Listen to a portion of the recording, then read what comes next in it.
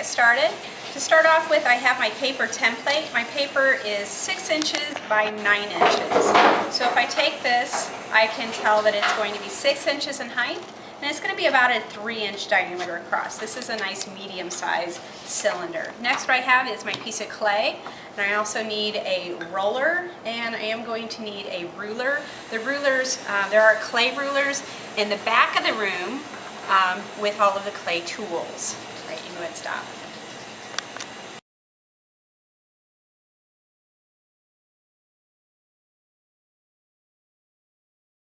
Alright, now that I have my slab all rolled out, next step that we're going to do is we're going to go ahead and take our paper template and put it directly down on the top of your clay. Then what you're going to do is get a sort of sharp tool.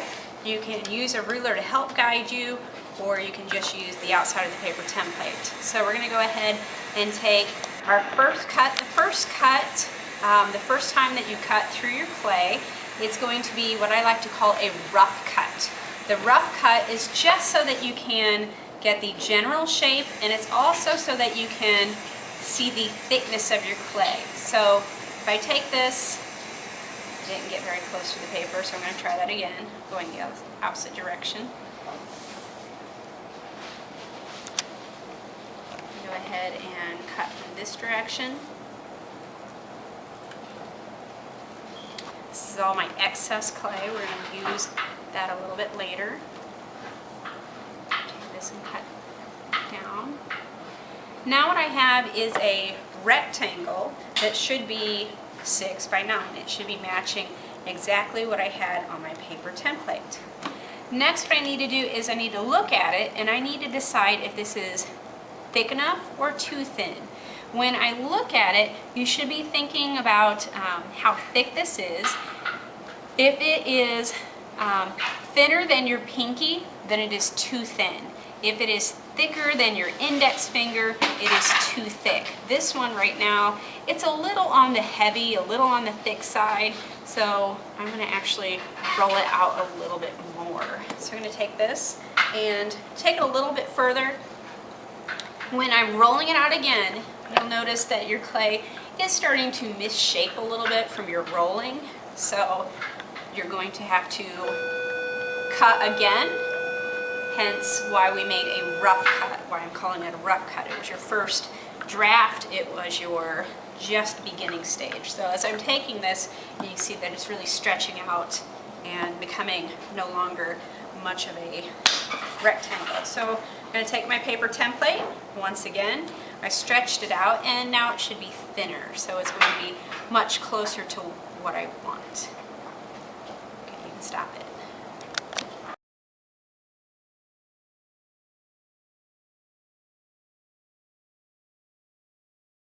Alright, now I have my 6 by 9 square, or rectangle, and I also have some excess clay. I took the extra, put it back together, and I made it into another slab. For this one, it doesn't really matter the shape of it. It can be irregular. We're going to cut out in just a minute. Now what we're going to be doing is we are going to be starting the slab. So if you can pick up your project very carefully and make sure that you're not misshaping it. Look at the back, look at the front, decide which one is the better looking side. Then what you're going to do is you're going to start forming it into a cylinder. When you form it into a cylinder, you need to do this somewhat slowly. If you do it really, really fast, it has a tendency to stretch and make some stretch marks on it. So as you're doing this, do not go too fast with it. Give it some time to stretch. Give it some time to make its shape changes. So working in a little bit at a time. And as I get it together, they're going to be meeting each other.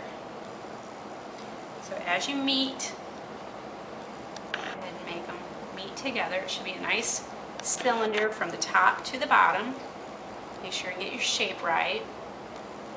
Now what you're going to do is, if you have this put together, now you're going to need to put it and make a base. Right now it's completely hollow. So what we're going to do is we're going to go ahead and stick it directly on the top of my excess that I put together. So you want to make sure and put it onto the platform so that it has some help with stability. If you're trying to work with it being hollow all the way through, both ends, then you're going to get some structural problems going on. Next, what you're going to do is go ahead and take a sharp tool, cut around the outside edges. When you're cutting around the outside edges, cut as vertical as you can so that you're not kind of moving in on it.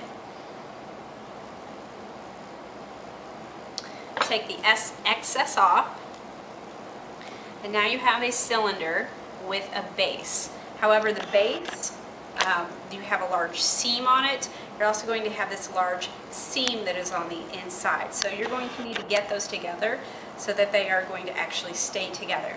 You're going to need a couple of items. First of all, you're going to need a tool to score with. You're also going to still need your roller, and some of you might need a little excess. If this did not meet up very closely, you might need a little excess clay for you to kind of fill in that gap. If you happen to get them pretty closely put together, then you won't need that. But on this one, it's pretty close, but some of you might need a little excess. All right, go ahead and stop.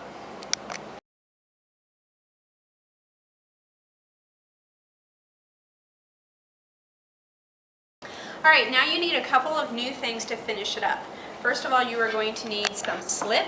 You're going to need your roller. You're going to need something to score with. And you're also going to need another tool, which is called a rib. There are different kinds of ribs. The metal ones happen to be my favorite, but you're going to need the ribs that are flexible. There's also some rubber and plastic ones in there.